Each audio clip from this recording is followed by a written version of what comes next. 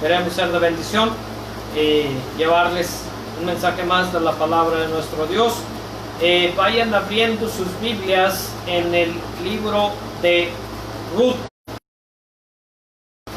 El libro de Ruth. Este libro de la Biblia está delante de Jueces, ¿verdad? Adelantito de Jueces, y lleva el nombre de una mujer, amén, de una mujer ahí que sobresale, y esto nos enseña mucho de la gracia de nuestro Dios, de la redención de nuestro Dios, ¿verdad? Y vamos a tener una enseñanza en esta tarde, ¿verdad? En esta tarde enfocada, ¿verdad? A cómo resolver, cómo tomar decisiones en medio de los problemas, amén. El tema: ¿a quién acudes en tus problemas? ¿Verdad? ¿A quién acudes en tus problemas? O puede ponerle también: huyendo de los problemas, huyendo del hambre, ¿verdad? Y encontrándose con la muerte. Es algo tremendo. Vamos a estar quizás por los domingos por la tarde considerando algunos mensajes de aquí. Y aquí comienza con una historia triste de una familia, amén. Y luego es lo único, después se pone bueno, vienen las cosas buenas, ¿verdad? Pero Dios nos muestra todo, los dos lados, ¿verdad? Ruth capítulo 1, les recomiendo lean el libro, este corto capítulo, este corto libro, como 5 capítulos. Vamos a leer ahorita del 1 al 5, del versículo 1 al 5. Dice: aconteció en los días que gobernaban los jueces, que hubo hambre en la tierra, y un varón de Belén de Judá fue a morar en los campos de Moab, él y su mujer y 2 hijos suyos. Note, es una familia. El nombre de aquel varón era Elimelech, y el de su mujer Noemí, y los nombres de sus hijos eran Malón y Kelión, efrateos. Efrateos quiere decir, no es el apellido, habla de la región donde eran. Efrateos de Belén, amén. Belén también es el lugar más amplio, ¿verdad? Más amplio ahí. Belén es Belén Efrata, ¿verdad? Belén Efrata, ¿verdad? Para hablar del lugar específico, ¿ok? Entonces, Belén Efrata es el lugar. Ahorita vamos a dar el significado de todo eso, tiene un gran significado. Belén de Judá. Llegaron pues a los campos de Moab y se quedaron allí. Versículo 3. Y murió Elimelech, marido de Noemí, y quedó ella con sus 2 hijos. Ahí comienza la espiral descendente doloroso, los cuales tomaron para sí mujeres moabitas. El nombre de una era Orfa y el nombre de la otra Ruth, y habitaron allí 10 años. Y habitaron ahí 10 años. Y murieron también los 2, Malón y Kelión. Y quedando así la mujer desamparada de sus 2 hijos y de su marido. Algo bien triste y doloroso, ¿verdad? Vamos a orar. Padre, gracias te damos por tu misericordia, por tu bondad. Mi Dios, pedimos que tú nos guíes con tu Santo Espíritu. Dios, que tú nos guardes en tu santo y perfecto camino. Que podamos caminar, mi Dios, cada día en el centro de tu voluntad agradable y perfecta. Líbranos, mi Dios, de tomar decisiones a la ligera, de tomar decisiones sin consultar. Ayúdanos, Padre Santo, a que cada paso que demos, mi Dios, lo demos dentro de tu santa y perfecta voluntad. Habla a tu pueblo, habla a las familias, líbrales, mi Dios, del dolor y de la ruina. Que no venga, mi Dios, la muerte a causa de salirnos de tu voluntad. Ayúdanos, mi Dios, para vivir para ti, caminar contigo, en el nombre de Cristo. Amén. ¿Ok? Bueno, vamos a ver esta tremenda lección, hermanos. Como ya podemos ver, los primeros versículos hablan, nos pintan un panorama doloroso, triste, ¿verdad? Son cosas que siempre han pasado, y son cosas que estamos expuestos todos en momentos de aflicción, en momentos de tensión y necesidad, a tomar decisiones equivocadas sin consultar a Dios y apartarnos y traer ruina, consecuencia a la familia. O sea, esto, hermanos, es una lección, un llamado de atención también para mí. En todo tiempo, hermanos, en todo tiempo debemos de tener mucho cuidado de no tomar decisiones fuera de la voluntad de Dios. ¿Ok? Todos, absolutamente todos en este mundo pasamos por problemas. ¿Ok? ¿Quién solamente son los únicos que no tienen problemas? ¿Sabe quién? Los muertos. Porque ellos están muertos ahí. No saben lo que está pasando. Los cuerpos que están ahí, ellos están ajenos a todo lo que pasa. Todos nosotros que estamos vivos nos movemos en un mundo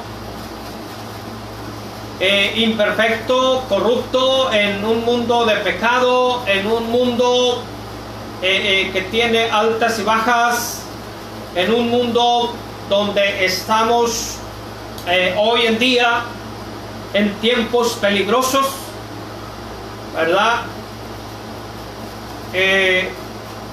Tenemos problemas, a veces nos desesperamos y decimos, ¿qué vamos a hacer? Y a veces nos sentimos como David, con el deseo de salir huyendo de los problemas. ¿Cuántos se han sentido así? Dice, ay, quisiera salir huyendo, quisiera y nomás correr, e irme lejos, escapar de esto. Muchos muchachos dicen, ay, cómo quisiera salir huyendo de esta escuela, ir a estudiar a otro lugar. Otros quieren salir huyendo de su hogar. Hay muchachos que quieren salir huyendo de su hogar. Hay mujeres y hombres también que tienen problemas. Hay tanta tensión y hay tanta fricción y más hoy en este tiempo de quédate en casa, ya en el tiempo que llevamos empieza la ansiedad, empieza la desesperación y hermanos, empiezan las fricciones en la familia y muchos quisieran salir huyendo. Hay muchos que quisieran salir huyendo al trabajo, a la fábrica, pero no porque sean muy trabajadores, amén, sino por las fricciones, ¿verdad?, que hay en casa, en vez de que sea un tiempo de unidad y profundizar con la familia y profundizar sobre todo con Dios. Si no tomamos los problemas con la dirección y la voluntad de Dios, hermanos, créalo, vamos a tomar decisiones malas. En China se dijo que, hermanos, habían aumentado mucho en este tiempo las demandas de divorcio. Muchos estaban deseosos que saliera la cuarentena para divorciarse de su pareja. Algo bien tremendo. ¿Por qué? Porque falta Dios en su vida. Porque falta Dios en sus vidas. Es por eso. Toman decisiones apresuradas. Pero déjeme le digo, aún nosotros, los cristianos, los hijos de Dios, no estamos exentos a los problemas. Mire, veamos en una ocasión la actitud, el sentimiento que había en el corazón del rey David. Vaya conmigo al Salmo 55, Salmo 55, 6 al 14. Dice, y dije, ¿quién me diese alas como de paloma? Volaría yo y descansaría, ciertamente huiría lejos, moraría en el desierto, me apresuraría a escapar del viento borrascoso, de la tempestad. Destrúyelos, oh Señor, confunde la lengua de ellos, porque he visto violencia y rencilla en la ciudad. Día y noche la rodean sobre sus muros, e iniquidad y trabajo hay en medio de ella, maldad hay en medio de ella, y fraude y el engaño no se aparta de sus plazas, porque no me afrentó un enemigo, lo cual habría soportado, ni se alzó contra mí el que me aborrecía, porque me hubiera ocultado de él. Sino tú, oh hombre, al parecer íntimo mío, note, íntimo mío, mi guía y mi familiar, que juntos comunicábamos dulcemente los secretos y andábamos en amistad. ¿En dónde? En la casa de Dios. En la casa de Dios. Note, hermanos, de dónde venía la persecución en la vida de David. Amén. ¿De quiénes venía la persecución en la vida de este hombre de Dios? No venía de un enemigo común. Venía, número uno, de su propia familia. Aquí David está hablando, relatando la experiencia que él pasó cuando salió huyendo literalmente del palacio, porque supo que Absalón, su hijo, se había rebelado contra él, y nada más estaba con él uno de sus consejeros llamado Aitofel, que era el abuelo de su esposa Betsabé. Él como líder, consejero, estaba liderando, aconsejando esta rebelión en contra de David. Por eso dice David: sino tú, hombre, al parecer íntimo mío, mi guía, mi familiar. Amén. Era tanto su hijo como su abuelo político. Amén. Estaban ahí en contra de él, buscando la muerte de él. Dice: y andábamos en amistad en la casa de Dios. Los golpes que más duelen en la vida son aquellos que vienen de parte de los nuestros. De aquellos, las traiciones que más daño causan son aquellos que vienen del mismo pueblo de Dios y de la familia. ¿Quién no va a querer salir huyendo? Algo así. Bueno, ¿qué vamos a hacer? La pregunta es: ¿qué vamos a hacer? A veces no podemos evitar esto, porque no podemos mandar en la mente y el corazón de aquellos que nos tienen mala voluntad. Aunque tú actúes correctamente, sumisamente, fielmente, a veces va a haber gente que se va a levantar contra ti y va a buscar hacerte daño. ¿Qué vas a hacer? ¿Qué vas a hacer? ¿Qué decisiones vas a tomar? Es cuando peligramos tomar las peores decisiones en esas circunstancias. ¿Ok? Ahora vamos acá para introducirnos más el mensaje en la experiencia de esta familia. A ver, de Elimelech y Noemí y sus hijos. Aconteció en los días que gobernaban los jueces. Primero comienza dándonos la historia de la época. Amén. De la época en que pasó esto. ¿Ok? ¿Por qué nos da la época? Bueno, porque la época es algo peculiar. Es algo tremendo. Amén. Es algo tremendo.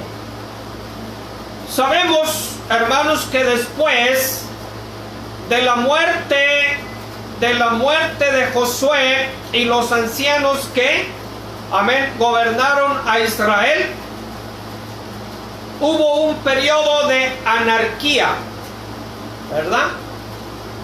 ¿Y qué es anarquía? Bueno, para los que no están muy relacionados con la política, yo tampoco, os creo. Pero bueno, esta palabrilla, ¿verdad? Anarquía es simplemente vivir sin ley. Es vivir donde un país donde no hay ley, donde no hay autoridad, donde cada quien hace. Israel, el pueblo de Dios, pasó por un tiempo de anarquía, donde no había quien los gobernase. Y constantemente, si usted lee el libro de los jueces, va a encontrar repetidas veces la palabra no había, como no había rey en Israel, cada quien hacía lo que bien le parecía, lo que le daba su gana. Amén. Y el libro de jueces es un libro triste, es un libro rutinario de apostasías. Miren, y viene cuando el pueblo tenía a Josué, el pueblo se quejaba de la autoridad, de Josué. Sentían que había mucha autoridad, era muy duro. Entonces ellos se quejaban, no estaban contentos con el liderazgo. Luego, bueno, muere Josué, mueren los ancianos del tiempo de Josué. Mire, vamos ahí a Josué capítulo 2, versículos 19 y 20. Josué 2, 19 y 20. Dice así la palabra de nuestro Dios.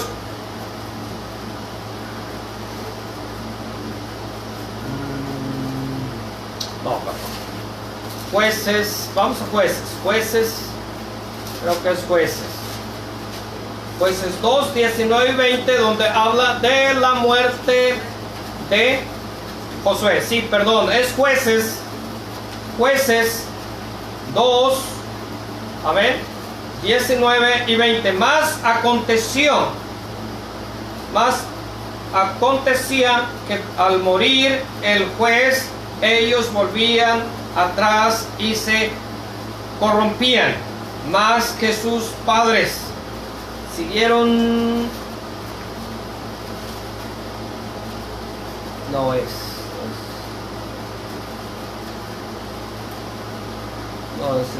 exactamente donde 8. Jueces 2, 8. Jueces 2, 8. Ok. Permítanme. Aquí está, el versículo 8. Es Jueces 2, 8 y 9. Pero murió Josué, hijo de Nun, siervo de Jehová, siendo de 110 años.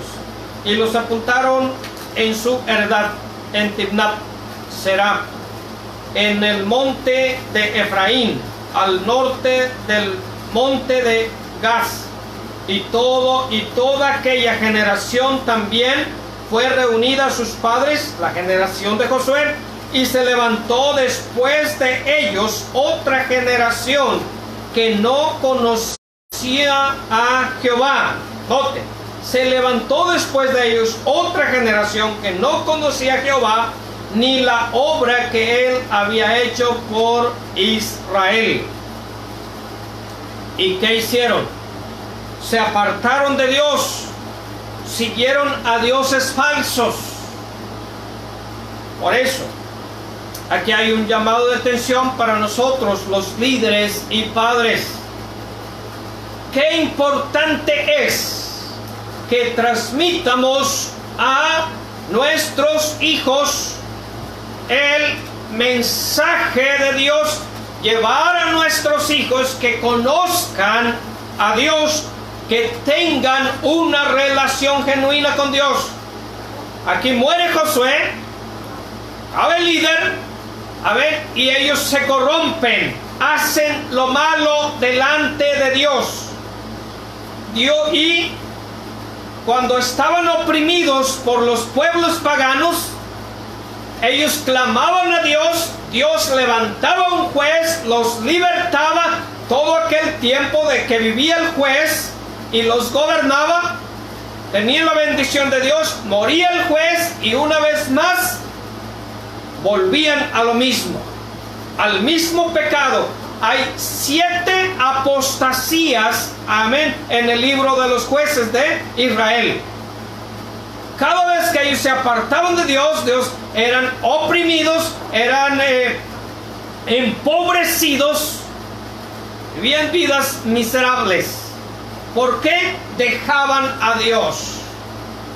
2 cosas importantes nos enseña esto. Una, que necesitamos a Dios sobre todas las cosas. 2, que necesitamos colocarnos bajo un liderazgo espiritual. que necesitamos tener un líder espiritual, aunque a veces no nos guste que nos aconseje el pastor. Amén.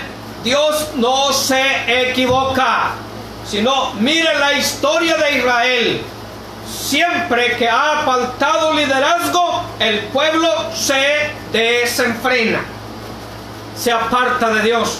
Cuando falta liderazgo espiritual en el hogar, el pueblo, la familia se corrompe. Amén. Nosotros como padres somos responsables de las decisiones. Por 450 años Dios les levantó jueces. Entonces, pero por eso dice aquí el libro de Ruth, en los tiempos de los jueces, ¿qué se caracteriza? Apostasía, idolatría, esclavitud y liberación, hambre, pobreza. Eso caracterizaba el libro en el tiempo de los jueces. Unas cuantas victorias ahí, cuando ellos clamaban a Dios y se volvían a Dios. Bueno, en un tiempo de estos hubo hambre.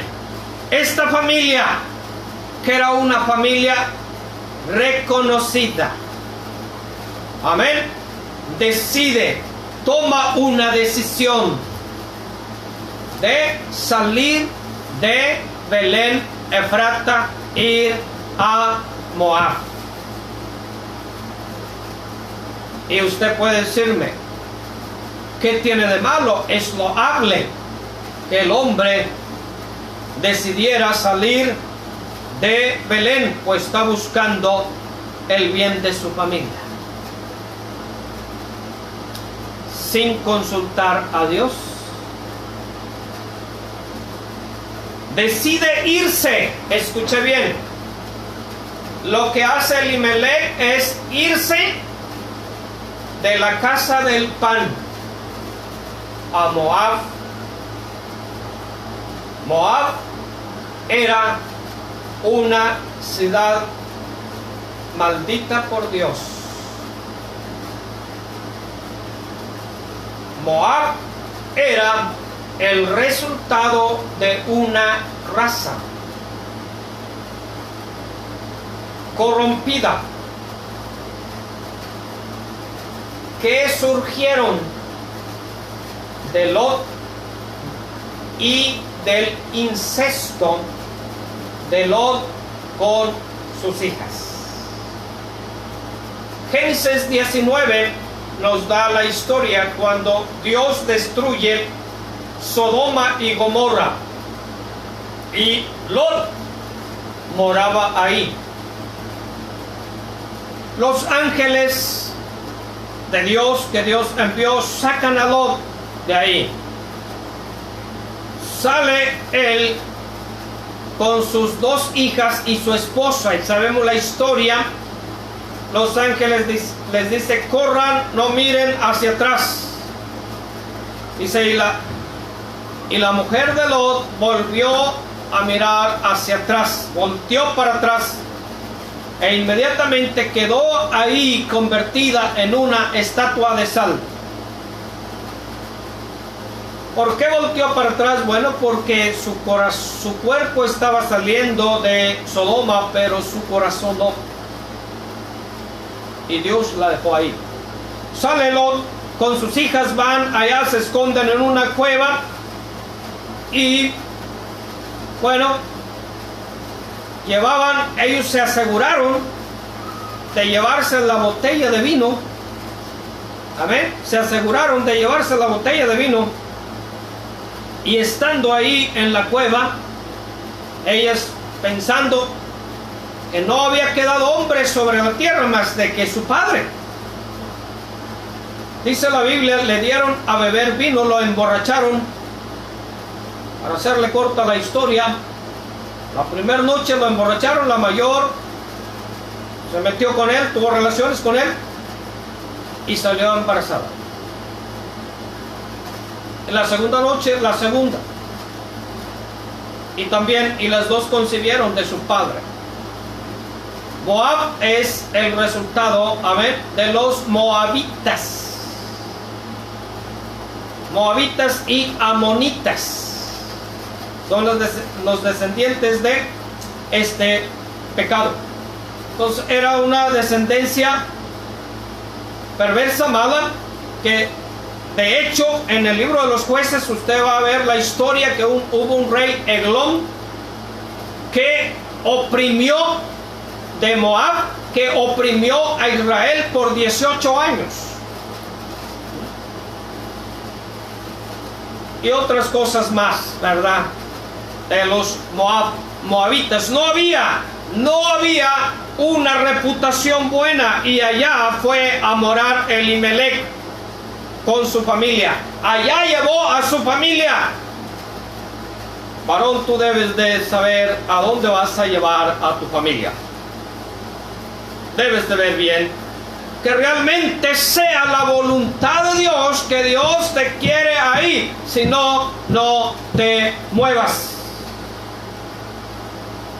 Quédate en la casa del pan, aunque haya hambre. No vayas a Moab, aunque allá haya abundancia de pan. Es mejor que te quedes en Belén. Eso es lo que significa Belén, casa del pan. ¿Por qué? ¿Por qué le pusieron así? Porque era una región, hermanos, donde abundaba el trigo. Amén, se cosechaba por toneladas. Y Efrata, la región efratea, era donde estaba la aristocracia. Las familias, para que mejor me entienda usted, las familias de caché, las familias ricachonas, las familias bien acomodadas. Elimelech no era cualquier persona. Era una familia bien acomodada. No creo que cuando salieron a Moab no hubiesen nada de pan, pero aunque así fuera, Dios seguía ahí. Ayer platicaba con un hermano de la iglesia y veníamos comentando cómo Dios ha sido fiel en estos días, y me dice: no, hombre, Dios es bien bueno. Ahora que trabajo menos, dice, la cena está más llena. Le digo al hermano, es la fidelidad de Dios, hermano. Es para que veamos que Dios es fiel con sus hijos, con aquellos que son fieles a Él y se quedan en su voluntad. Quedémonos. Posiblemente todo esto va a traer más hambre. ¿Qué vas a hacer, hermano? ¿Qué vas a hacer cuando escasee el pan? ¿Vas a ir a Moab? Quédate, hermano, en Belén, en la casa del pan. Quédate donde está Dios. No vayas a Moab, donde no tendrás la bendición de Dios. Fue lo que hizo Elimelech. Salió del lugar donde Dios lo podía bendecir y sostener, para ir a donde estaba la idolatría. Qué tremendo. Dice: aconteció en los días que gobernaban los jueces, que hubo hambre en la tierra. Un varón de Belén, de Judá, fue a morar en los campos de Moab, y su mujer y sus 2 hijos suyos. El nombre de aquel varón era Elimelech. Aquí no es una fábula, no es una historia así. Es la historia real de una familia real. Y Dios nos da el nombre de cada uno de ellos. de cada protagonista. Amén. Mire, Dios trata con las naciones, sí, pero Dios trata con las familias. Y Dios trata individualmente con cada individuo. Cada uno de nosotros compareceremos ante Dios. Cada uno de nosotros somos responsables de las decisiones que tomamos. Elimelech, ¿sabe qué significa Elimelech? Significa Dios es mi rey. Dios es mi rey. A lo que vemos aquí, Elimelech no le hizo honor a su nombre. No confió en su rey. No se dejó guiar por su rey.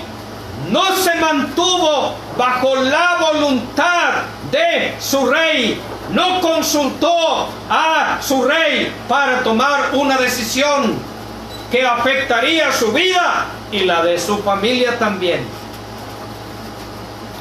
Él sale huyendo del hambre y se encuentra con la muerte. Qué triste.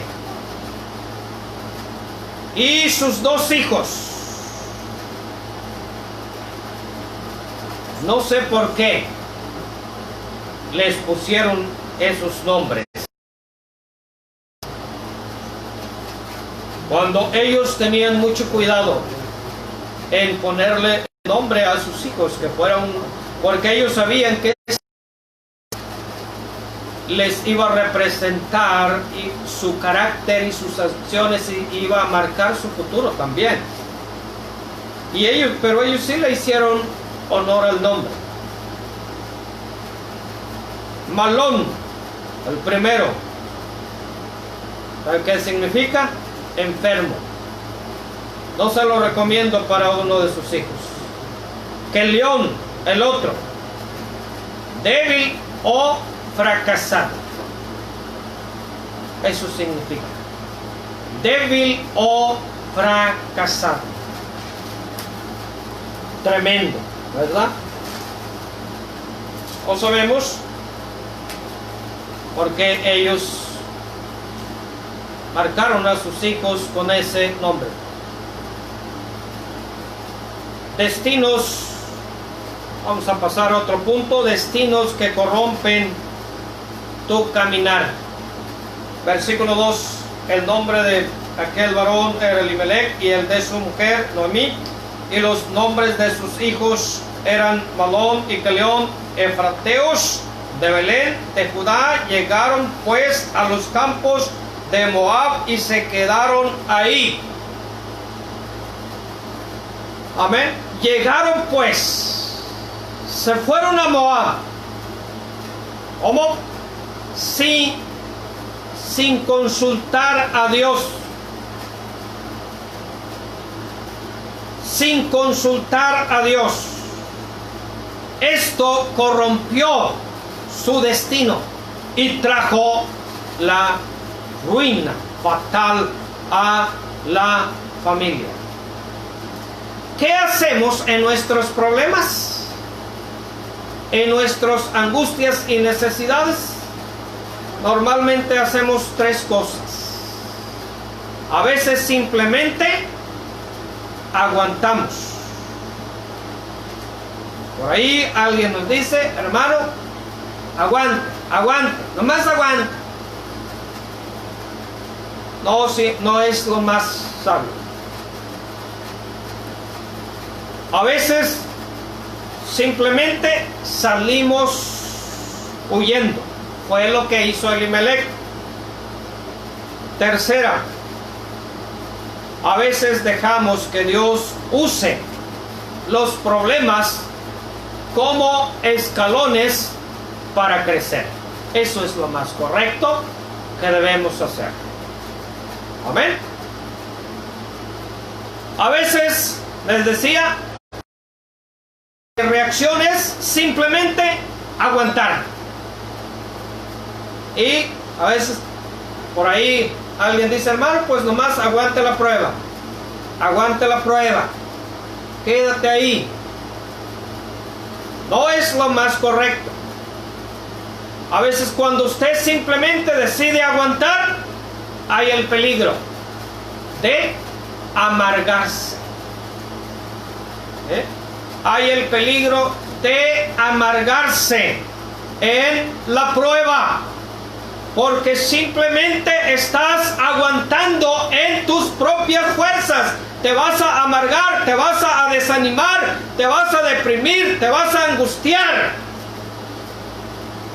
Cuando tú simplemente decides aguantar. No se trata de simplemente aguantar. Déjeme me subo a la bicicleta. ¿Qué podemos hacer? Dios dice: echa tu carga sobre Jehová y Él te sustentará. Si tú quieres aguantar la prueba, aguantar la aflicción, te vas a quebrar. Amén. Te vas a quebrar. Entonces, tú necesitas poner tu carga, tu necesidad en las manos de Dios. Necesitas llevar tu dolor que te han ocasionado a Dios, ponerlo en Dios. Si son problemas familiares, alguien te ha herido, te ha lastimado, te ha traicionado, ponle tu corazón roto en las manos de Dios y dile: oh Dios, no aguanto este dolor. Amén. Mire, en el capítulo 1 de este libro, del libro de Samuel, sigue después de este, tenemos la historia de una mujer, Ana. De una mujer llamada Ana. De otra familia, un hombre llamado Elcana y su esposa Ana, y otra mujer que tenía su concubina llamada Penina. ¿Okay? Y dice, se lo voy a parafrasear, dice la Biblia que Elcana subía cada año al templo a hacer sacrificio, donde estaba el arca del pacto. No había templo en ese tiempo. A hacer sacrificio con su familia. Acostumbraba que el becerro que llevaba para sacrificio, una parte tomaba el sacerdote, sus hijos, y también el oferente con su familia. Y él iba, adoraban a Dios, y después decía, le repartía, decía: come. Aunque a Ana era la que supuestamente, entre comillas, él amaba. Y le decía: come. Y Ana no comía, dice la Biblia, porque su rival, la Penina, la afligía. Y Ana se la pasaba llorando. Cada vez que iban al templo era un martirio, era llorar y llorar, porque Penina la afligía. Y no comía. ¿verdad? Para colmo, y se cree que este fue la raíz de los problemas, que Elcana buscó a Penina, porque Ana no le podía dar hijos. Ana era estéril. Y entonces, y qué curioso, ¿verdad? Qué curioso a veces son algunos hombres, ¿verdad? Le dice, cuando Ana estaba llorando triste ahí, amargadilla, ella estaba amargada por la opresión de aquella mujer, y ella lloraba, y le dice Elcana: mujer, pero no te soy yo mejor que 10 hijos, come.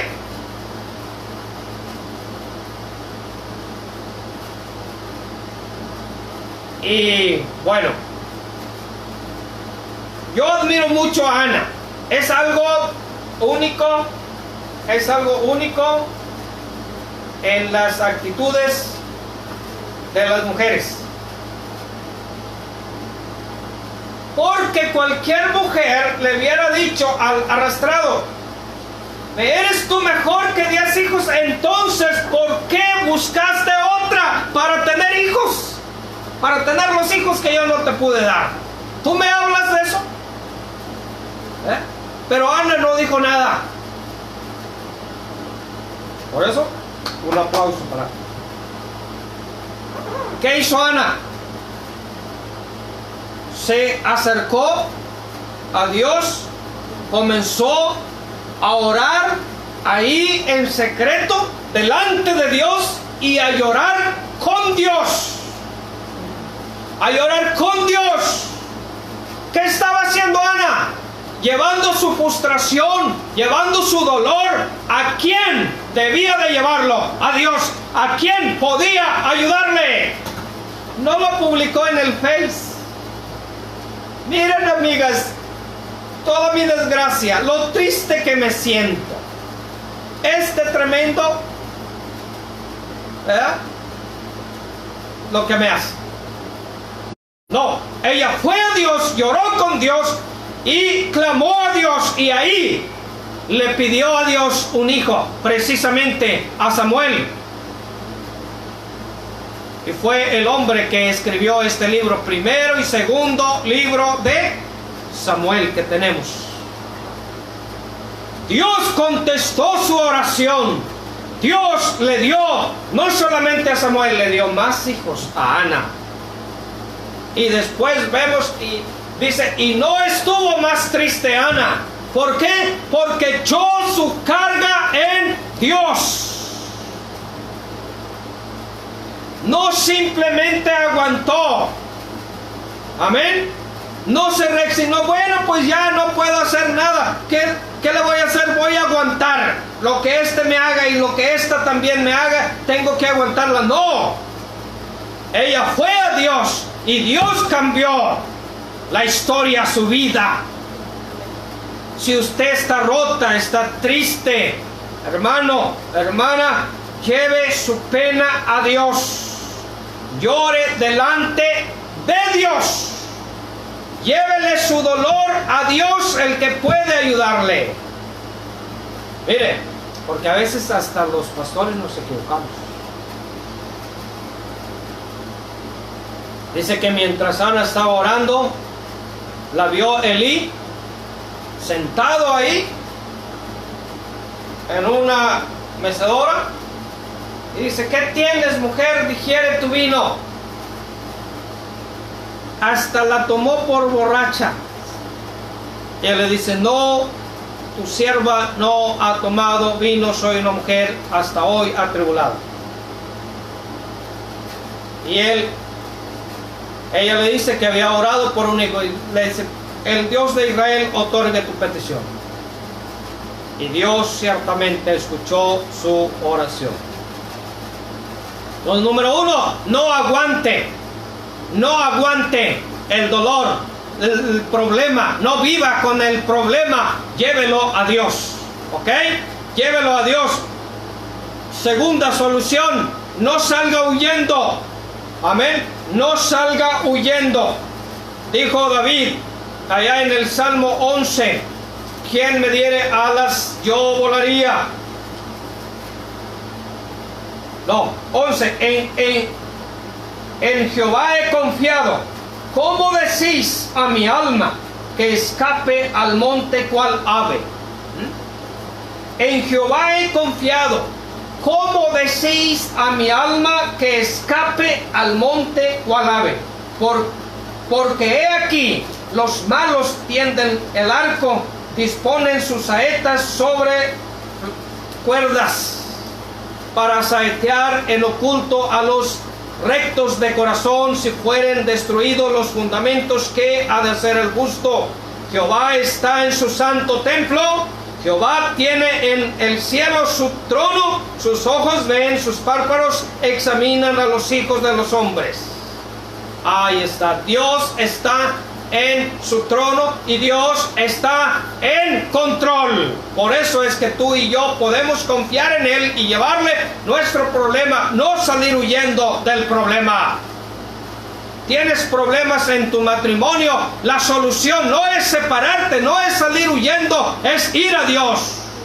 Es ir a Dios y ponerte bajo los principios de Dios, bajo la autoridad de Dios. Tienes hambre, hay escasez, ve a Dios, clama a Dios. Clama a Dios con todo tu corazón. Usa esos problemas como peldaños. Acuérdate Romanos 8:28, y sabemos que a los que aman a Dios todas las cosas les ayudan a bien. Quédate en la voluntad de Dios. Quédate en la voluntad de Dios. Amén. No te salgas de la voluntad de Dios ni un ápice. Note, ellos dijeron, vamos a Moab. Y se quedaron ahí 10 años. No fue una temporada. El problema es que te apartes poquito. El problema es que tú dejes de leer la Biblia. El problema es que empieces a faltar a los servicios. Y al rato tu Biblia va a estar empolvada y tu vida también. Y vas a estar hundido en el pecado. Vuélvete a Dios. Quédate en la voluntad de Dios. Y habitaron ahí 10 años, dice la última parte. Y murió también los dos, Malón y Kelión, quedando así las mujeres desamparadas de sus 2 hijos y de su marido. Entonces se volvió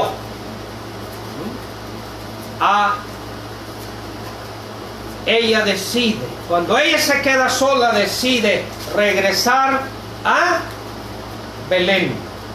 Pero note cómo regresa. La triste historia por todo lo que pasa. Viuda, sola, sin sus hijos. Note, Noemí era bien conocida. Versículo 19. Anduvieron pues ellas 2 hasta que llegaron a Belén. Aconteció que habiendo entrado en Belén, toda la ciudad se conmovió por causa de ella y decían, ¿no es esta Noemí? Note, alguien que ha estado lejos de su pueblo por 10 años y regresa y todos se conmueven, la conocen, es que ha sido bien conocida. Eso habla de que era bien conocida Noemí. Dice, ¿no es esta Noemí? Escuche lo que ella dice. Y ella respondió, no me llaméis Noemí, sino llamadme Mara, porque en gran amargura me ha puesto el Todopoderoso. 21. Yo me fui llena, pero Jehová me ha vuelto con las manos vacías. ¿Por qué me llamaréis Noemí? Ya que Jehová ha dado testimonio contra mí, y el Todopoderoso me ha afligido. De paso tendemos a culpar a Dios de que cosechamos el resultado de nuestras malas decisiones, de vivir fuera de la voluntad de Dios. Pero note, Noemí significa placentera, Noemí significa dulzura. Y ahora ella que regresa dice, no me llames Mara, llamadme Noemí. No me llames Noemí, llamadme Mara, que significa amargura. Entonces, ¿cómo regresó Noemí a Belén? Amargada y vacía. Amargada y vacía. Eso es lo que causa una vida que se vive fuera de la voluntad de Dios. Una vida que no se vive para Dios. Quizás al principio llegaron a Moab y comenzaron a progresar. Pero después muere el padre de familia, el jefe. Después mueren sus 2 hijos y queda Noemí sola. Querido hermano, no te muevas de la voluntad de Dios. Quédate en el centro de la voluntad de Dios. No aguantando los problemas. sino echa tus problemas en las manos de Dios. Pon tu vida completa en las manos de Dios y Dios cuida de los suyos. Él te sustentará con la diestra de su justicia. Ánimo, quédate en el centro de su voluntad. Vive para Dios, sirve a Dios. Ahora que se abra la iglesia, debes de estar dispuesto a tomar una decisión desde ya. Ahora voy a ser fiel, voy a estar ahí sirviendo a Dios en lo que Dios mande. Ánimo en el nombre de Cristo. Vamos a orar. Gracias, Dios, por tu palabra. Te alabamos y te glorificamos porque eres fiel y nos guardas, nos sostienes. Ayúdanos a mantenernos fieles en el centro de tu santa y perfecta voluntad, en el nombre de Cristo. Amén.